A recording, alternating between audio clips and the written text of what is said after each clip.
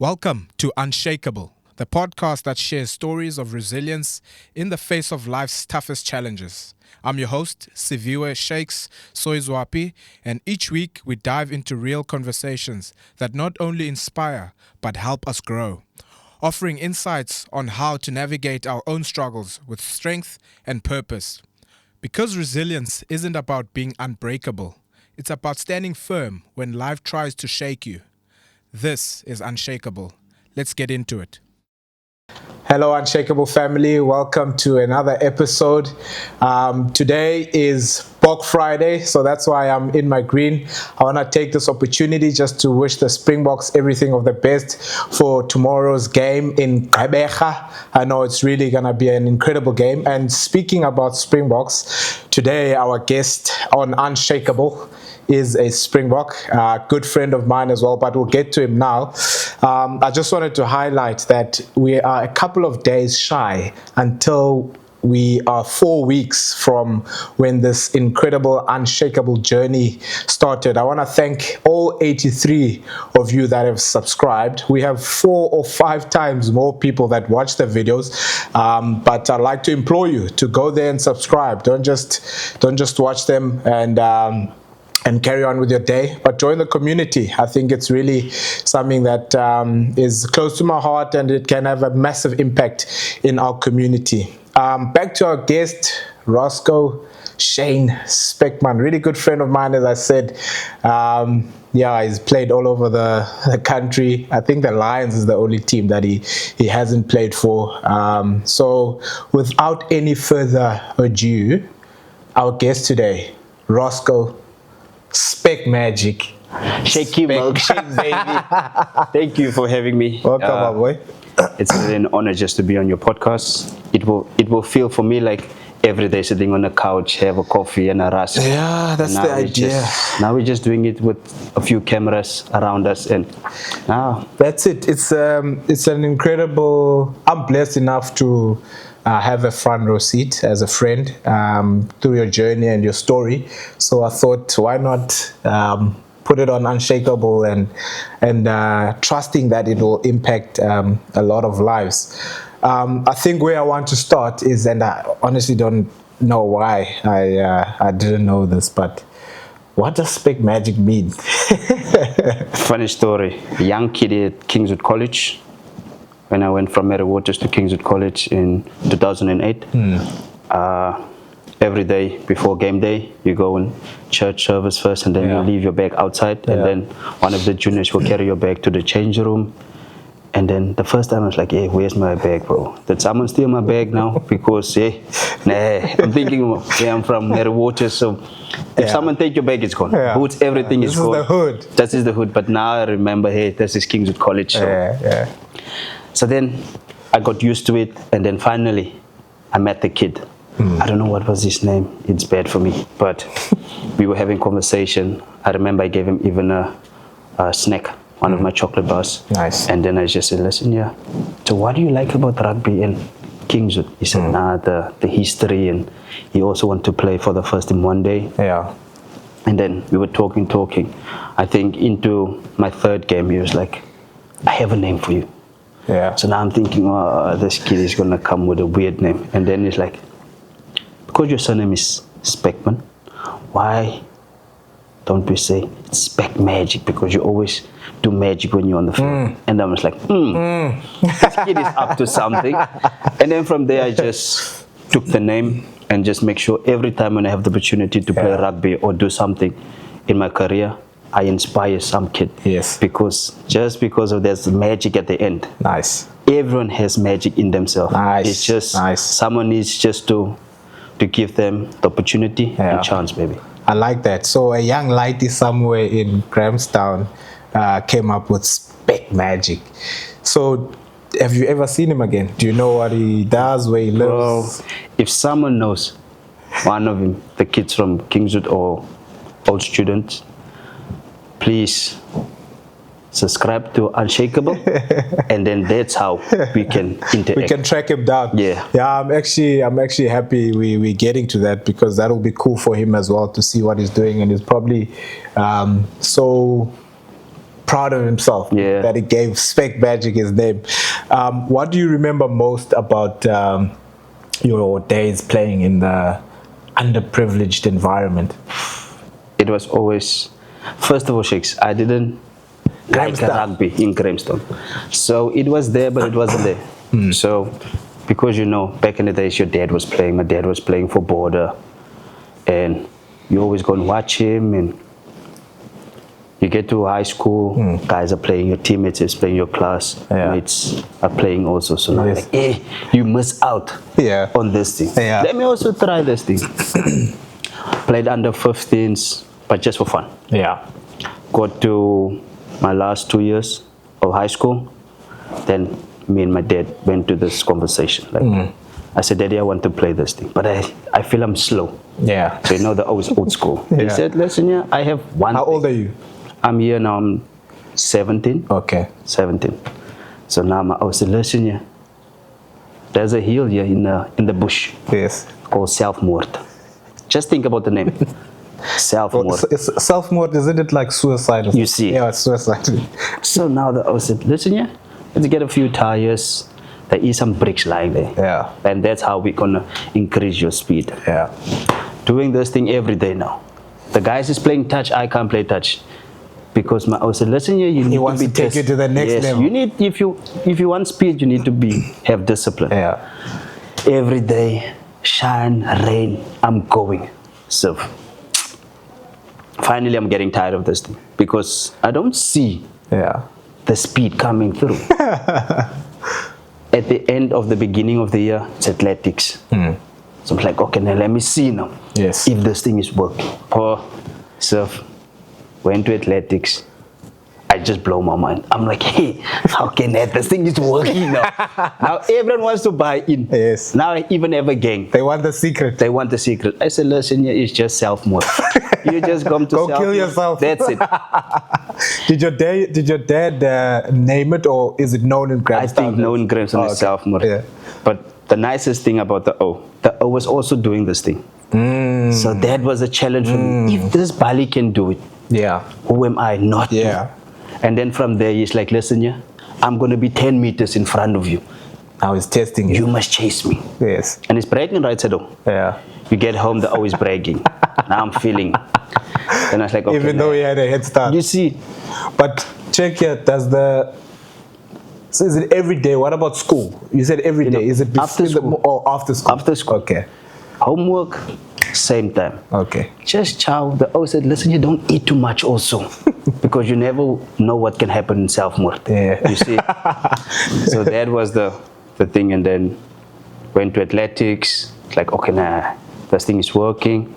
After that, I went for trials. But then I played second team. I was on the bench for the first team. This is, where is this now? Mary Waters? Okay. So now I'm like, okay, I have speed at least. So you can't buy it. Okay. People say you can't buy speed. So that was one of the things that was like, okay, I have. And then, while I'm at the second team, I'm putting 3 cones in a diamond shape. Just running, moving around. You see? That's how I developed my step. Then I was like, oh, okay. Did your dad tell you to do that? No, it was just me putting bricks. Because that time we don't have cones. So I just put 3 bricks, and I was like, listen, if I bump this brick, my toe. So you have to evade it. That's it. And that's how I started to teach myself how to step and stuff like that. And then I remember we were playing Alexandria High in Grahamstown at the Oval. I'm still playing second team, so I'm on the bench for the first team. Back in the days, there's no 23 first team. There's just 15, and the others is from the second team. So I'm there in the change room, still playing. They said, Magic is halftime. The coach wants you. You must play. I'm like, this guy's just making fun again. Sorry. Eventually, I went down, played scrum off. And that's where I was like, you remember now, everyone in Grahamstown is watching the first team. It's this thing, you see? Running on the field. If you break the line, it's the crowd goes, yo! You see?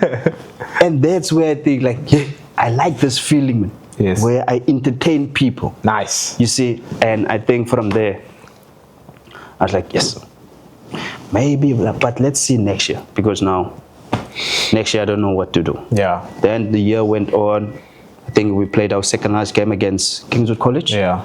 And then against Kingswood College, they were playing me outside center. Yeah. And you know, outside center, I just go in and out, go around. A lot more space. I play the wing into space, easy. Yes. And then from there, I was like, okay, now. And then my year was done, and I played. You in matric now? Yes. Okay. And in my matric year, I played not Craven Week, the one below. Academy Week. Yes. Went there. I think it was still in Rustenburg. You know, bus trip down, up, down. Yeah. And you know, back in the days, that time, you make the team, but then there's certain things that you must do. Yeah. Push-ups, a minute, how many push-ups? It's like testing for, okay. You know, that time there wasn't skin folds. Yeah, I got you. It's push-ups in a minute, sit-ups in a minute, and they send it through your height and what. Yes. So yeah.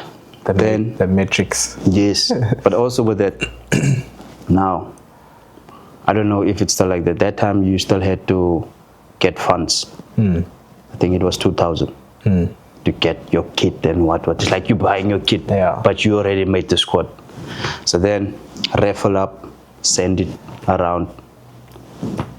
Finally, one of the raffles went to Kingswood. Yeah. One of the guys at Kingswood paid the whole raffle. Oh, nice. 2,000. Bang. Because he can see the talent. Yes. Bang. You watch me that year playing against Kingswood. That guy sorted that thing out. The other raffle was pocket money for me. Then I was like, I'm really blessed. What's the name of that hood where you live in Grahamstown? It's called Ghost Town. Ghost Town. Ghost Town. So a boy from Ghost Town ends up going to Kingswood College. That's a massive life change. Let's start there. So what was the biggest challenge? Because you obviously still had Ghost Town mentality and type of thinking, you know, a mindset that you still needed to learn more about life. And what was the biggest challenge in a small town, in a small community like Ghost Town for you? I mean, there's a lot that young boys influence each other with, and what did you have to... But for me, the biggest challenge was when people were saying, hey, bro, it's Kingswood College, bro. They just speak English. You come here with your broken English, bro. Just say yes, no, yes, I understand. Yes. And then from there, I got confidence to speak now. Because now I need to talk to the guys when we were playing. When you must pause, stuff like that. That's where my confidence grew. And also people from the outside said, nah, you're not going to make it. And stuff like that. Yeah. But for me, I already made it from Mary Waters to Kingswood. Okay. Yeah. Now I'm telling myself, from Mary Waters to Kingswood, let's see how special I can be at Kingswood. Because in Mary Waters, there wasn't a lot of superstars. Yeah. And one guy was shy. Yes. And unfortunately, I was that guy. The guy that makes the team win. You see. But also with that, I was like, listen, now I need to play with other guys. Better guys, bigger guys. Yes. Now it's going to be a little bit easy for me because they will put me into space. Yes. Not where I need to create everything. Yeah. And that's where I was like, oh, okay. So it already seems like you have a different mindset to the people in the community. Because for you, you're like, okay, I'm in a smaller school, Mary Waters. I've made a jump to a bigger school. And you're not seeing it as, okay, now this is intimidating me, but you're seeing it as this is an opportunity for me to take it up another level. And you didn't have a negative mindset, but a positive outlook on it. And you say the challenge was the people in the community that just had a negative. They didn't see it the same way. And that was the push for me. Like, because you think that I'm small and I'm from the same school. Yeah. Where you were.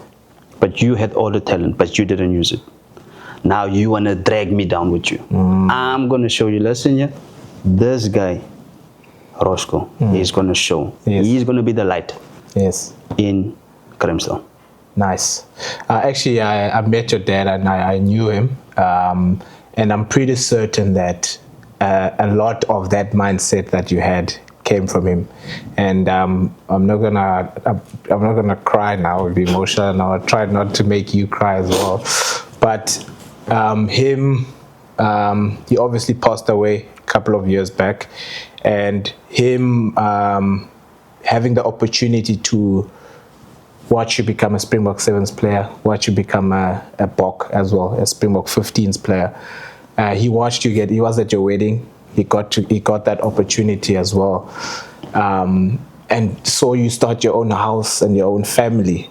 You know, what impact did he play in your life? I think that he laid the foundation, because even that time when he was the one that must provide, rainy days my mom still won't work and things like that, because that way I saw like, listen. Did he do the same thing his whole life? Whole life. Okay. So he was a security for his whole life. And then sometimes when I was younger, he would take me to work, and then, listen, you must go and switch that light off. And I think that's where also starting running. So you say, listen, I'm going to count to 10. Let's see if you can go there and switch the light off and come back. And then I think that's where we built the relationship also. And for me, listening to him, listen, if you do this is going to happen. Yeah. And then when he said about self-murder, I was like, nah, no, what he's talking about. But also coming back to the foundation, it was discipline. You need to work hard. Nothing in life is a given. But if you work hard, you will get things coming to you. And then from there, just the way you was treating my mom with love and respect and stuff like that. That's how I treat my wife now, with love and respect, and put her first and give her everything to make her happy. Yeah. And I think that was something I will treasure for the rest of my life. And Mel, your mom? I think my mom was more if you have a problem, Rosko, with any lady, auntie or what? With any? Lady or auntie, you come to me, I will show them. Don't mess with my kid. So my mom was always that one. Even if I have problems at school, listen, I think this teacher's not talking to me in the right way. Then I would just tell Mom. I think the people was really scared of my mom back in the days, bro. She was a disciplinarian. Yeah, you know when my mom put her shoes on, tracksuit pants, severe, you know, it's late. But also with that, she was the glue in the family, making sure everyone has everything they need. If you want something, she will make sure she will get it for you. My older sister, younger brother, she was the one. How did you see the relationship you had with your dad, Joseph? How did you see the relationship you had compared to your siblings? Like, wouldn't a Tricky or younger brother feel like, no man, but Rosko's the favorite kid here. Why does he have this relationship with dad? And didn't Tricky also like did he love rugby as well? And just the dynamics of the relationships with the old man. I think we were treated equal, but it's just because me and my dad can talk about cricket, we talk about rugby. We both like rugby. The interests. You see, I think we were similar, because a lot of time people will say, yeah, you just like your dad.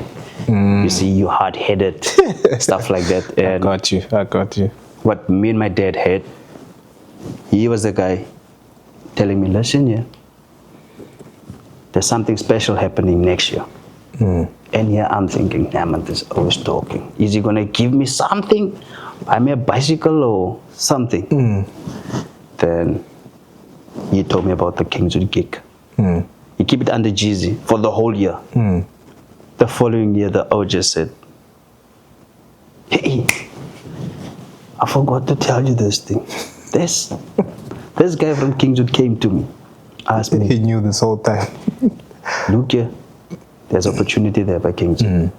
If you want to go, you can go. I will let him know. So me and my dad had that relationship, and when I went into my rugby career, we became like brother. He was not my dad anymore, but he was my dad. But we can talk about anything. Yes. I can go to him and say, listen, what do you think about the game? Yeah. He will tell me this. Even life. Nah, Rosko, you can't act like this. You must remember, there's youngsters looking up to you. So you can't act like this. Yes. Where you going is also going to show the kids what they can do and where they can go. Yeah. Yeah. Was there a moment that you can pinpoint where you were like, but this rugby thing can literally change not only my life, but my whole family's life? I think when I went to Kingswood, and then my first flight was to St. Stadions, I think in Joburg. We flew there. Yes. And the coach from Kingswood, Mr. Graham Carlson, he told me, Rosko, this is not your first flight. You're still going to fly overseas. And yeah, I'm so nervous. It's my first flight on the plane. Plane is shaking. He said, nah, don't worry. He's sitting next to you. Yes, things like this happen. But let me tell you, you're going to fly overseas, though, my boy. I can see something. I believe it. At that moment, it would really be to go overseas. But let's see. And at that moment, I realized, listen, yeah, if I stay disciplined in my career, I can help my family with so much. And that's where I'm going to give this thing full go. Yeah. How was the books? Like, if you are not so talented in rugby and you didn't play rugby and excel so much, bro, what was I was thinking, let me just draw things. You see? Artist. Yes. And then, I forgot to tell you this thing. So, in 2008, helping my sister's husband at that time with his job. Yes. I was a tiler. And here my magic is also tiling. When was this? This was 07. Okay. Tiling. End of month no. I need to get money for December. Also need to buy new shoes and what. I was a lesson here. You can come and tile with me. Weekends and what, but I will give you extra. And it's like, okay, nah. Tile, do a job at this other girl's house. This girl is from Kingswood. Yes. So I'm tiling. The girl come in and said, please don't step here. You can just go around. Nice manners, you see. Talking to this girl. Come with the Kingswood kid. See there. I didn't know that I'm going to see this kid next year at Kingswood. Now just think now. This girl saw me at her house last year. The following year, here's this player at Kingswood. Did she recognize you? She recognized me, but I was so shy, bro. Every time when I see this girl, I just run around the corner just to avoid the girl. She mustn't see me. And this is the thing that people don't understand, is that Rosko is such a shy guy, and it just doesn't make sense. So things like the different types of colors that you had in your hair, like, where did that come from? Why did you have different colors and all of that in your hair? I think you just go through a phase, but also for me it was a challenge because people will see someone with the fancy type of boots, then they're like, let's see if this guy is really fancy. Yeah. So you put like a target on yourself and see if you can live up to that target. So I was like, listen, if I change my hair, let's see how I'm a little bit extra pressure. Yes. So that was my thing, I think, without my career. Going to the Bulls, same thing. Cheetahs, same thing. Stormers, same thing. Yeah, I'm glad you mentioned it because I saw the 2009 to 2012 Sharks, 2013 to 15 Pumas, 2014 to 18 Blitzboks, 2017 Cheetahs, 2019-2020 Bulls, Springboks 2021, that debut, and then Griek was 2023. You went to the Bulls twice though. I don't know why they don't mention that. So I went to the Cheetahs twice. Cheetahs twice. Okay. I went after Olympics. Yes. 2016. Yes. Because I was like, nah, let's leave this pre-season. Pre-season is really tough at the Sevens. Let me just go to the Cheetahs and do pre-season there and play. And then I can still come back. Yeah. And then I think that's where I got this this balance Yeah. of 15s and 7s. Yes. Because I went straight from 7s to 15s. Then I saw the balance. Yeah. And then from there coming back, it was easy. What has rugby taught you? Always work hard, stay humble, be the person before you're a rugby player. Because a lot of times we think, as a rugby player, you this guy. But fast forward 10 years from now, you don't play rugby. How is the people going to remember you? So that was my thing also. Be a Rosko. Don't be the Spec Magic. Ish. Two different people. Two different people. I like One on the field is different. Yeah. Outside rugby, I'm a chilled guy. I like that. And outside rugby, there's also a couple of things you like. Like I'll let you. I'll let you talk about it. Besides golf, we've had a couple of golf rounds and all of that. Off-field magic, or let's say off-field Rosko. Off-field Rosko. One of my hobbies, and one of the things that I really like is pigeon racing. I think it was always there before rugby. Yes. But I just put it to a side. How did you get into it? Like, I know you like animals. Is it because you like animals? I like animals, but it's that thing where your uncle had pigeons. Oh, okay. And then, because you were young, your uncle said, go and clean the water, come with me, let's go and release the pigeons. This is the pigeons, this is the name, this is the type of pigeons you get. If you mix this two, this will happen. And that thing was always there. Going around the world, looking for people who has loves. Yes. I met an uncle when I was at the Griquas. Great uncle. Nice. He also showed me a few tricks about pigeons. And then from there, one day, when I have my own loft, I think I know where I will get my pigeons from. You always tell me that different breeds and which one was breed with which one to have a strong whatever. And I feel, if I look at the pigeons, it's the same as 7s. If I get the right pigeons in my loft, train them hard, recover all their discipline, at the end of the day, I will get the results. 100%. The same as 7s player. If you stay disciplined, you do the right thing. Yeah. You put the right things in your body, you will get the result at the end of the day. Sorry, getting back to rugby, did your career start at the Sharks? Is that where it all started? Yes. You were there for 2 years and you only had one Currie Cup match. Yes. I made my debut in 2011? 10. But with all the teams that you transitioned into, obviously working with different people and different environments, it's never going to be the same, and different cultures as well. And mentioning that you were there for 2 years in Durban and only had one opportunity. Through all these years and going in and out of these teams, what was the biggest challenge through the rise of Rosko in rugby? It was always that thing, cliche, you're too small.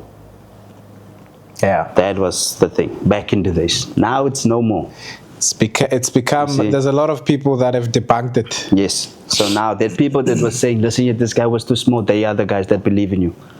But that's how life is. Yeah. They back you this today, tomorrow. You have a bad day, they don't back you. So that was my challenge the whole time. And I think in my last year at the Sharks, one of the coaches told me this thing, you too small, we're going to go with a bigger guy. And then a different coach told me, listen here, the way you build, I think you can play 7s. And then I went with the Sharks, 7 side to Pretoria. And that's where I played. Then I played 7s, then I like, Milo still told me, hey, Magic, I think you can do this thing, bro. 7s. Because Milo was the stepper in the team. And he said, you can step also. You a stepper. Try this thing out. Then played the tournament, top try scorer, player of the tournament in Pretoria. And that's where I got the encounter with Jimmy Stonos. Nice. When your dad passed away, how did that impact your career and just your life? I think when the O passed away, it was, do I still want to play rugby? Why am I doing it now? Because we had this thing where if you have a bad day, you go to him. He was the guy you can talk to and just conversations about rugby. Yeah. And when the O wasn't there, I was like, do I still want to go in this field and play the game? But then I was like, listen, because the O is not there anymore, I can still provide for my family, still inspire youngsters from Grahamstown. And now I have a wife, and now she is my why. Why I'm doing this thing. So what kept you, so your wife basically is one of the reasons. Is there other reasons, like what kept you going in days like when you felt like giving up? Just think back about if my dad was here, Yeah. I would have said, hey man, you know Rosko Specman. You need to get your... It was hard. You see, so I just have that memory sometimes, and like, you know, when you want to give up and then you think about why you're starting this thing in the first place, and then you realize, listen, but this is not how, it's a nice journey. Yes. Even where he's not there anymore, he was the foundation. And a lot of times we think, listen, if this person is not in your life anymore, is your life going to change? Your life is going to change because he's not there. But the coolest thing, when I have a down moment, I have a voice note of him. I recorded back in like 1 December. So then he was just telling stories and I ask him questions. So every time when I have like not a nice time or I feel down, I just go to my recording and play and listen to his voice. And then it just feels for me like my O is overseas.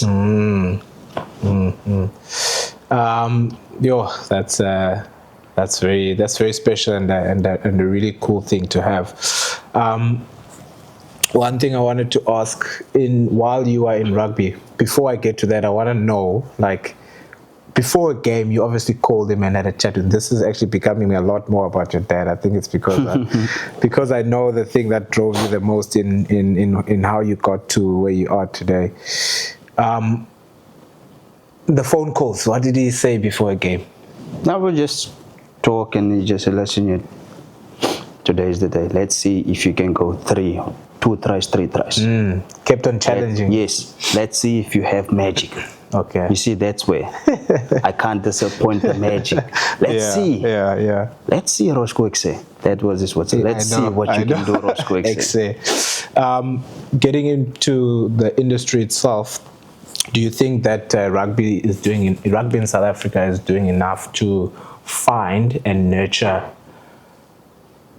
the future Spec Magics, particularly in smaller environments and communities? Now, if I didn't go to Kingswood, they wouldn't have seen magic. Because I come from a local school. And this thing happened also when I was at school. Why I couldn't play Cravenwick? Because I was at Mary Waters. Yeah. And the other wing was at like a private school or a nicer school, a better known rugby school. Yes. And I think if you look at rugby now, look at the stars that we have now. Yes. Your Kirtley, your Cheslin. Yes. That doesn't come from private schools. They don't come from rugby schools. Yes. But so there's a bit of a change, but a lot more can be done. Yes. Yeah. There's so much talent in the rural areas. Yes. But coaches don't want to go there because they feel, what am I going to see? Yeah. And then when they discover that person, they want to make a story out of this person. Would you change anything about your career? Me? Yeah. No, I don't think I would change something about my career, because I think with my career going ups and downs, negativity shaped me into the person that I am today. If I must change something, I don't know, would have been the same magic am I in today. Yeah. So a lot of times you will sit back and think, listen, I should have changed that thing. But if I maybe changed something, we wouldn't been friends. Nah, true. You see? You never know. And what is something that people don't see behind the scenes that is unglamorous or not glamorous about being a professional rugby player? Because from the outside it looks glamorous. It looks like it's a The people nice don't life. see like what you must do to stay on this level. Yeah. They just see, put on the TV, give Magic the ball, Magic do his thing. They don't think about It's that easy. the negativity, where there was times in my career where coaches don't beg me, Yes. but on the day when I perform, they want to give you a high five. Yeah. You don't make the team, and then something happened in the team where the other person got injured, Yeah. and then you slot in. Yeah. Then you must now fulfill that role. But Yeah. also with that is a lot of mindset. How do you get your mind ready? Because You have emotions. yes, you weren't in the team, Yeah. and suddenly you're in the team, Yes. and suddenly you perform, and now the coach must go with you to media conference. Yeah. Now he wants to smile, but it's fake. So I don't like that thing. I think that is one of the things that people don't understand, because there were so many times I can tell you from the Sharks, when I was at the Bulls, when I was at the Sevens, things like that happened to me. Like where coaches didn't beg me, but on the day I perform, wow. The things don't go away according to the team. The first guy is the wing, but I wasn't even maybe involved in the game so much. Yeah, no, for sure. There's a lot that does happen that people don't see, and I think it's mostly about the mind, like adapting to that negativity and working through elements like what you're mentioning about the coaches, and just being up for performing and just being at your best day in and day out. And you've been able to do that your whole career. I mean, the accolades speak for itself. You obviously got your second bronze medal at the Olympics last year. First one was in Rio 2016, and then your second one was Paris 2024. What is happening with Magic now? Just came back from India. So Magic just came back from India playing RPL. Yeah. Such an amazing league that India started, giving 30 of their local boys opportunity to play 30 against and with 30 internationals around the world that plays in the World Series. And also, it just show how that a league like that can keep sevens alive. Yeah. If you look at sevens on the circuit now, 2 teams is already cut out, GB and Ireland. Yeah. But if we have a lot of tournaments like this popping out around the world, you can help that guys from GB and Ireland. Because at the end of the day, the guys had a job. The job was playing rugby. Programs are closed. Now that thing is closed. What must the guys do? But if we have some tournaments like this around the world, it can help that guys also to provide for their families. Yeah. It was really amazing. But also, they have a different format. Yeah. You play 4 checkers for 4 minutes. Very different.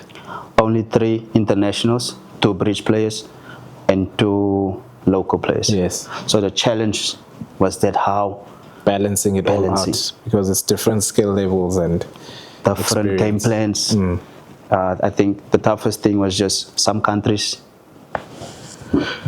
the foundation, like where we are more hard on, we small, so in contact work must be 100% correct. And I think with my team, I think that was our downfall. Some guys didn't work hard in contact, place the ball to give quick ball and stuff. The more you have the ball, the easier you can get. Probably needed more time together. Yes, and I think in the 3rd game, dislocate my shoulder. Now I'm out. But it was also for me a nice opportunity to be like a coach for Mike Friday. Make sure the guys is ready, head space, take the drills for them, make sure that they're ready. So that was a nice thing, also doing a little bit of analyzing on the game, what is the opposition's, who the key players, where they like to attack, Yes. when do they make their subs, why do they make their subs, things like that. And I think that is the next phase of Magic. Is it? That's what I want to hear, okay? Maybe going into a little bit of coaching, but more. And the legs, are they done? Why are you talking about coaching? The legs is there, but I mean, you need to have a plan just to keep yourself still in the game, because I feel, sometimes you have so much to give, but you don't get the opportunity. Yeah. But for you to get opportunity, you need to get to the people that will give you opportunity. Yeah. So that's what's in for Magic now. Beautiful. I think we'll wrap it up. Again, we'll wrap it up here, but we'll probably have more chats each and every day. What is your message to a young, not necessarily from Mary Waters or Grahamstown, but just any young kid out there that also wants to play rugby at a high level and showcase his magic? I think for me, Siviwe, I would tell a young Rosko Siviwe, let your circumstances that are bad be your motivation to make a success out of it. Because a lot of times, good rugby players will say, but my circumstances is like this, that's why they don't see me. But there's two words, time and chance. You have the time to change the thing, and the time is when you have the opportunity. You don't want to drop the mic with "It's your boy." Huh? You know what it is. It's your boy, Spec Magic. It was nice sitting down with your boy. Shake your milkshake. Yeah, Unshakable family, that was really a cool sit down with Rosko, and I really like the advice that he had for young kids coming through, and our circumstances won't always determine our future and what happens next, and it's time and chance. So Unshakable family, thank you so much for your time, and thank you once again for joining the community and walking along with us. We'll catch you next time on the next episode. Cheers. Unshakable, don't be unshakable. Subscribe. You can have more of Magic. Beautiful. Wow, that was so nice. Thanks for tuning into Unshakable. If today's story moved you, inspired you, or gave you something to think about, share it with someone who needs to hear it. Remember, resilience isn't about being unbreakable. It's about staying rooted when the world shakes. If you haven't already, hit follow, leave a review, and help us grow this community of resilient voices. Until next time, stay grounded, stay growing, stay unshakable.